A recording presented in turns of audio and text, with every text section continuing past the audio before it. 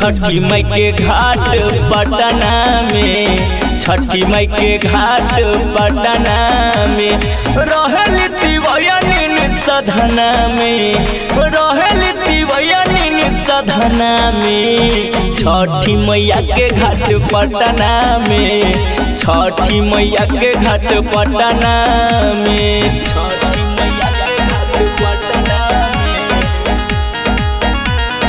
पटना में। Music director energy छठी मैया के घाट पटना में। गंगा माई के शीतल जलवा बेला देह सिहराई हो, तबे बरतिया जल बिच खारे रहता ध्यान लगाई हो, रहता ध्यान लगाई हो।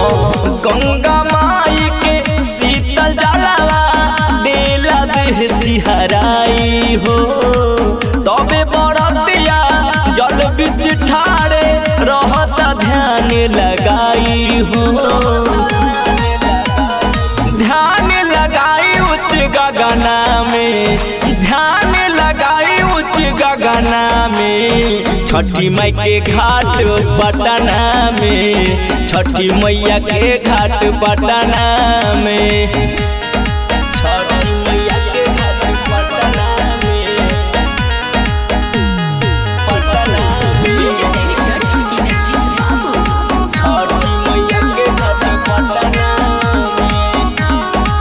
रथ पे सवार होके आदित्य गोसैया आई के दर्शन देखावे ले, चढ़ी के बिलैया मोर छठी मैया पटना के घटिया पे आवे ले, पटना के घटिया पे आवे ले। हाँ, रथ पे सवार होके आदित्य गोसैया आई के दर्शन देखावे ले, चढ़ी के बिलैया हे मोरी मैया पटना के घाट पे आवे ले।